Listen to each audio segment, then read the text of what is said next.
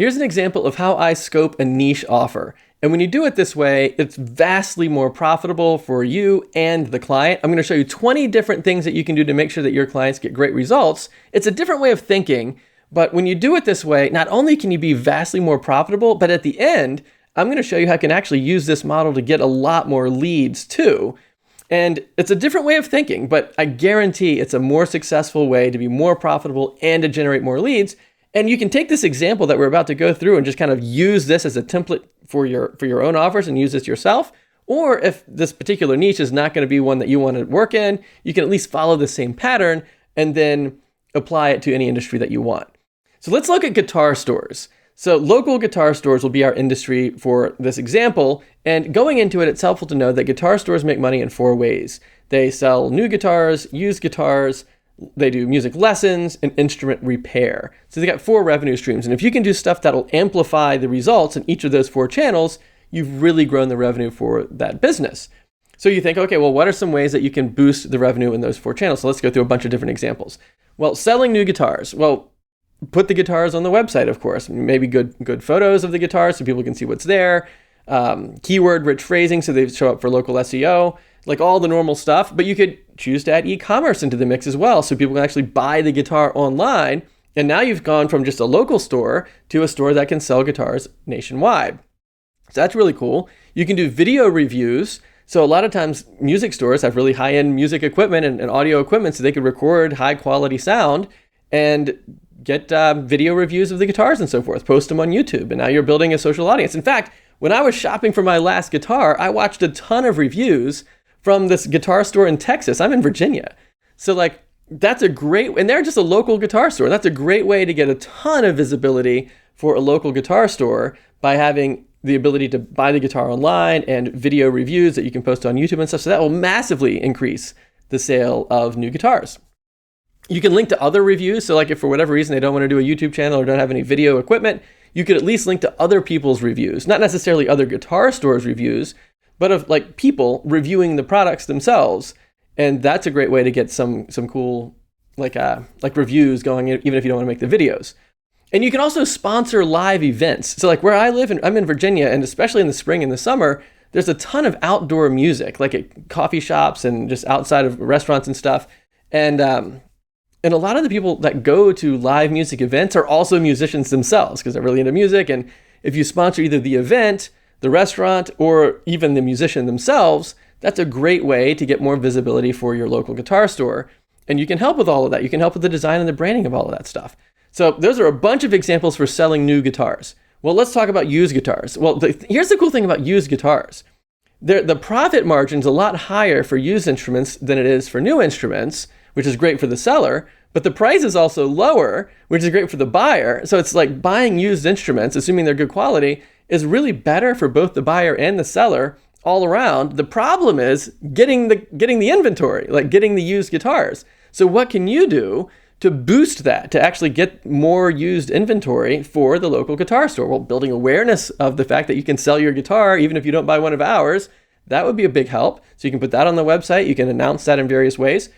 You can have a lead magnet on the site to put in some specs about your guitar, and we'll send you an estimate or something like that. So now you're getting leads from people who have guitars they want to sell.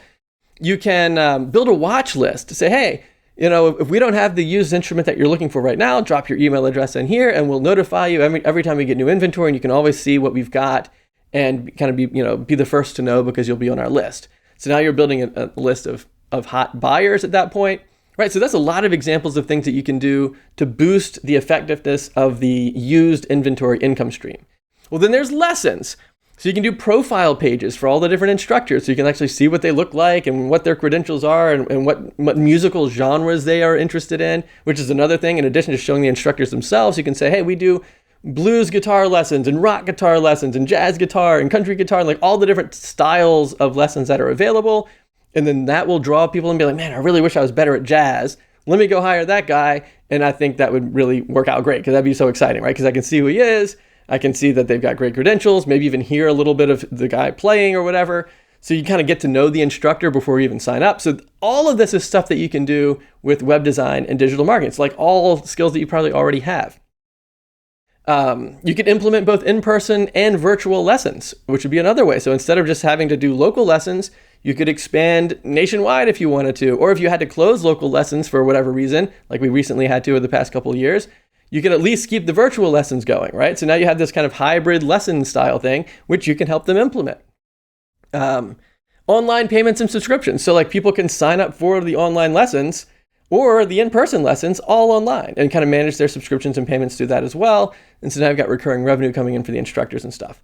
So that's all for lessons. And then there's repairs. Like one of the big things about repairs is like it's helpful to know that they can do the repairs. So, you can put like a price list up of common things that get fixed.